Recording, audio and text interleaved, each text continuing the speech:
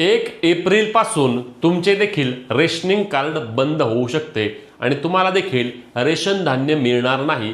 कारण येत्या 1 एप्रिल पासून केंद्र सरकारच्या वतीने वन नेशन वन रेशनला अवलंबण्याचा निर्णय घेतलेला आहे आणि त्यामुळे वेगवेगळ्या प्रकारच्या आता अटी यामध्ये टाकण्यात आल्या आहेत, ज्यामुळे सर्वसामान्य नागरिकांना याचा खूप मोठ्या प्रमाणावर फटका बसणार आहे। कारण जवळपास 70 लाखांच्या आसपास त्या ठिकाणी असे नागरिक असणार आहेत की ज्यांचे रेशनिंग कार्ड बंद होणार आहे, त्यांना मिळणाऱ्या सुविधा बंद होणार आहेत, त्यांना मिळणारे रेशन धान्य देखील त्या ठिकाणी बंद केले जाणार आहे। आणि यामध्ये अगदी सोप्या अटी टाकण्यात आल्या आहेत, ज्या अटी सध्या प्रत्येकाच्या घरामध्ये असू शकतात। म्हणजे अर्थ काय होतो की गरिबाने गरीबच राहायचं, गरिबाने चांगलं जगायचं म्हटलं की ते अजिबात जमणार नाही। इतरांना, इतर नोकरदार वर्ग असेल, इतर आपले आमदार खासदार असतील, सर्व लोकांना त्या ठिकाणी वेगवेगळ्या प्रकारच्या सुविधा मिळतात, परंतु इथे सर्वसामान्य माणूस थोडा पुढे जायचा म्हटलं की अजिबात जायचं नाही, तुम्ही वेगळं काही करायचं नाही, तुम्ही गरीब म्हणून जगलं तरच तुम्हाला यापुढे या सर्व योजनांचा लाभ मिळणार आहे। कारण अशीच सध्या सर्व परिस्थिती झाली आहे। रेशन कार्ड बंद होणार, रेशनिंग धान्य बंद केलं जाणार आणि याचा फटका हा सर्वसामान्य नागरिकांना बसणार आहे। आता असं काय म्हणतोय तर चला याबाबतचे काही मुद्दे आपण जाणून घेऊया। सर्वात पहिली अट म्हणजे काय आहे लक्षात घ्या की तुमच्या घरामध्ये 4 चाकी वाहन, तुमच्या कुटुंबाचे एक रेशनिंग कार्ड आहे आणि या रेशनिंग कार्डमध्ये समजा 4 लोक आहेत, तर या 4 व्यक्तींमध्ये कोणाच्याही नावावरती सेकंड नको, थर्ड नको, फर्स्ट नको, कसलेही प्रकारचे 4 चाकी वाहन चालणार नाही। 4 चाकी वाहन तुमच्याकडे असलं की तुमचं रेशनिंग धान्य बंद होणार। यामध्ये तुमच्याकडे ट्रॅक्टर जरी असला तरी देखील तुमचे रेशनिंग धान्य बंद होणार आहे। सर्वसामान्य कुटुंबामध्ये, शेतकरी कुटुंबामध्ये ट्रॅक्टर घेतला जातो, ट्रॅक्टरवरून त्या ठिकाणी काही प्रमाणामध्ये छोटा मोठा व्यवसाय करण्याचा प्रयत्न असतो किंवा त्यांचं स्वतःचं शेती असते, त्या शेतीमध्ये मशागत करण्यासाठी आपण त्या ठिकाणी ट्रॅक्टर घेत असतो, परंतु हा ट्रॅक्टर देखील आता चालणार नाही। ट्रॅक्टर असला की तुम्ही श्रीमंत लोक, तुम्हाला त्या ठिकाणी योजने किंवा या तुम्हाला रेशनिंग धान्याची, रेशन कार्डची अजिबात गरज नाही असं सरकारने ठरवलं आहे आणि म्हणून तुमचे देखील त्या ठिकाणी रेशन कार्ड बंद होणार आहे।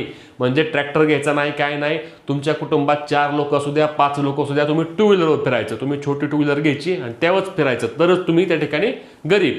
तुम्ही तुमच्याकडे 4 चाकी घेतली, हप्त्यावर घेतली, सेकंड घेतली, थर्ड घेतली, लाखाची घेतली, 50,000ची घेतली किंवा 15 लाखाची घेऊ द्या, तिकडं काही विषय नाही। इकडं मोठी लोक कोट रुपयांच्या गाड्यामध्ये फिरतात, त्यांना भत्ते मिळतात, त्यांना पेन्शन मिळतात, त्यांना सरकारकडून डबल टिबल पगार मिळतोय।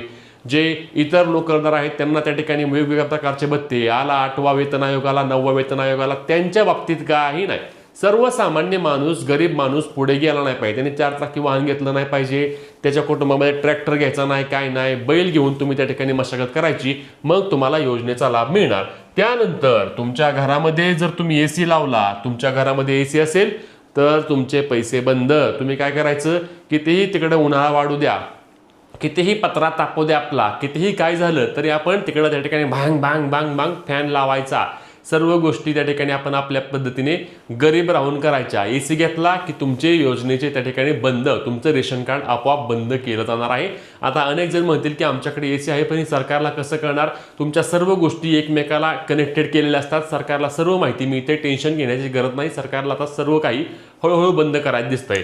जनरेटर असला तर तुमचे त्या ठिकाणी पैसे बंद, तुमचे त्या ठिकाणी रेशन धान्य आणि रेशन कार्ड बंद केलं जाणार आहे, तुम्हाला देखील त्याचा लाभ मिळणार नाही। त्यासोबतच ITR कोण भरतंय का, कुटुंबाचे वार्षिक उत्पन्न कमी आहे का, सर्व बाबी त्या ठिकाणी आता सरकार तपासणार आहे आणि या सर्व बाबींमध्ये तुम्ही जर पात्र असाल तरच तुमचे रेशनिंग कार्ड चालू राहील, अन्यथा तुमचे रेशनिंग कार्ड येणाऱ्या 1 एप्रिल पासून बंद केलं जाईल आणि तुम्हाला रेशनिंग धान्य वगैरे काही मिळणार नाही, या प्रकारच्या कोणत्याही योजनांचा लाभ देखील तुम्हाला दिला जाणार नाही। खरं पाहायला गेलं तर सर्वच्या सर्व योजना असतात, त्या योजनांमध्ये निकष लावणे, सर्व योजनांमध्ये अटी टाकणं हे काही नवीन नाही, परंतु आता हे जे रेशनिंग बद्दल हे नवीन जे नियम आले आहेत त्या नवीन नियमांमध्ये कुठेतरी मोठ्या प्रमाणावर त्या ठिकाणी अन्याय होऊ शकतो आणि अनेक लाभार्थी असे असणार आहेत। कारण काय असतं की सर्वसामान्य छोटं कुटुंब असलं, त्या छोट्या कुटुंबामध्ये एखादी सेकंड 4 व्हीलर असते, छोटी गाडी घेऊन त्या ठिकाणी प्रवास करण्याचा प्रयत्न करतात। ट्रॅक्टर तर प्रत्येकाच्या घरामध्ये असतो, शेतकरी कुटुंबामध्ये जवळपास सर्वांच्याकडे ट्रॅक्टर असतो, मग ट्रॅक्टर घेऊन देखील जरी रेशनिंग कार्ड बंद झाले असेल किंवा तुम्ही 4 चाकी वाहन सेकंड घेतलं तरी देखील त्यांचे पैसे बंद झाले, कोणी पिकअप घेतला त्यांचे पैसे बंद, त्यांचे त्या ठिकाणी रेशन धान्य बंद झालं। अशा पद्धतीने सर्वांचे रेशन धान्य किंवा रेशन कार्ड बंद झाल्यानंतर त्या ठिकाणी मोठ्या प्रमाणावर फटका याचा बसणार आहे। त्यासोबत अनेकही अजून वेगवेगळे नियम टाकले आहेत, ज्यामध्ये 100 स्क्वेअर फुटाचं घर पाहिजे, काय पाहिजे, वेगवेगळे एवढे नियम टाकलेत ना भयंकर, की रेशनिंग कार्डमध्ये अनेक लाभार्थी त्या ठिकाणी अपात्र होणार आहेत, जे सरकारच्या वतीने सुरुवातीला सांगितलं जातं की 70 लाखांच्या आसपास रेशनिंग कार्ड बंद होतील. 70 लाख रेशनिंग कार्ड बंद. एका कुटुंबामध्ये 4 लोक पकडली तर जवळपास 70 लाखांमध्ये 2,80,00,000 लाभार्थ्यांना त्याचा त्या ठिकाणी मोठ्या प्रमाणावर फटका बसू शकतो. तुम्हाला काय वाटतं, हे जे अटी किंवा हे जे नियम टाकलेत हे मोठे प्रमाणामध्ये चुकीचे आहेत का? नक्की कमेंट करून सांगा. आणि या सर्व गोष्टी शेवटी सर्वसामान्य नागरिकांवरच का येतात, याबाबत तुम्हाला काय वाटतं हे कमेंटच्या माध्यमातून नक्की कळवा. व्हिडिओ शेअर करून अपडेटसाठी आपल्या पेजला फॉलो, चॅनलला सबस्क्राईब करा.